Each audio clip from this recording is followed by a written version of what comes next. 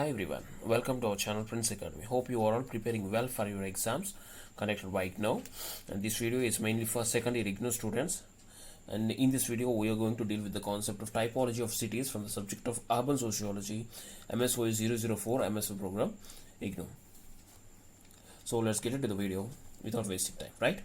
Cities and towns have become dominant features of spatial landscape, and the role of cities and towns has been important in the development, maintenance, and expansion of all great civilization throughout history.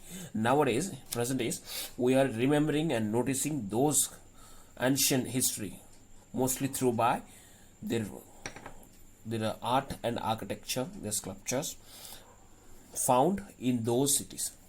Understand? Most of the ancient evidences are found in Mohenjo-daro, Harappa cities.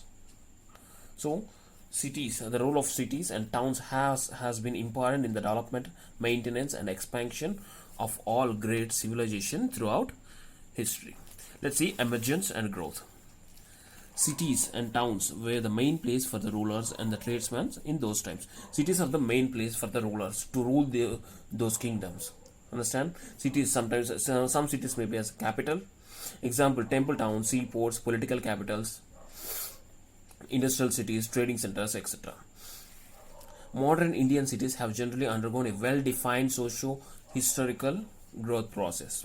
Their modern Indian cities, they are well created, well developed.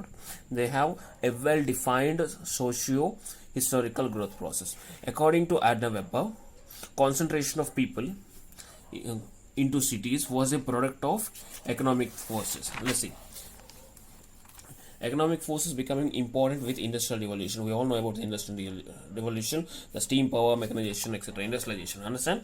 Economic forces becoming important with industrial revolution. Let's say some of the political causes that led to emerge and growth of cities. First one, promotion of freedom of trade. People have the freedom of trade on those days. This led to the emerge of a city. Freedom of migration.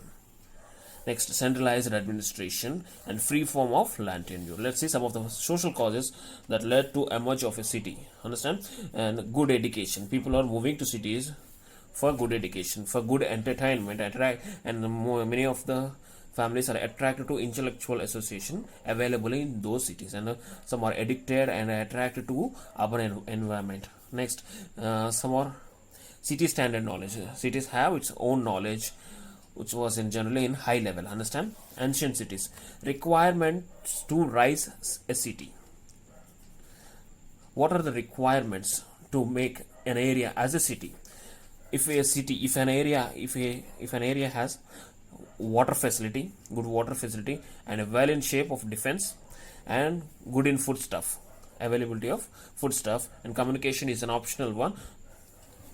If an area has these requirements, water, defense, and foodstuff, and communication, and those areas will be considered as cities on those times. Example, Mohenjo-daro and Harappa in ancient times, and coming to medieval, Mathura, Kashi, Hastinapura, etc. are the cities. And coming to the modern times, Bombay, Calcutta, Madras are the cities. Let's see types of cities. Many categories, many classifications, and many divisions.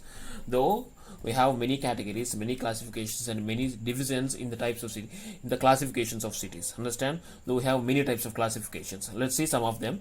Importance and characteristics of a particular city define its category and type. It defines importance of a city, and characteristics of a particular city defines its category and type. So, according to Noel P. Gist and L.A. Helbert, cities can be divided into 6 types. Let's see one by one. Production centers, center of trade and commerce, capitals and administrative centers, health and recreation centers, religious and cultural centers, and diversified centers. Let's see one by one without wasting time, right?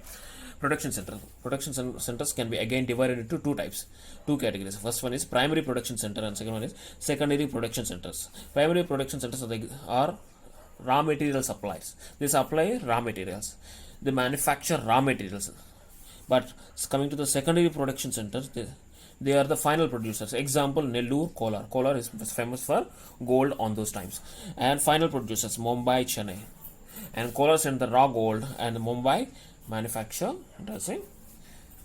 gold. Let's see. Second one, center of trade and commerce. Example, port cities. Mumbai is the main center of trade and commerce on those roads. From their primary activity, center of trade and commerce, they're coming to the primary activity. Their primary activity was trade and commerce. They mostly export and import the goods.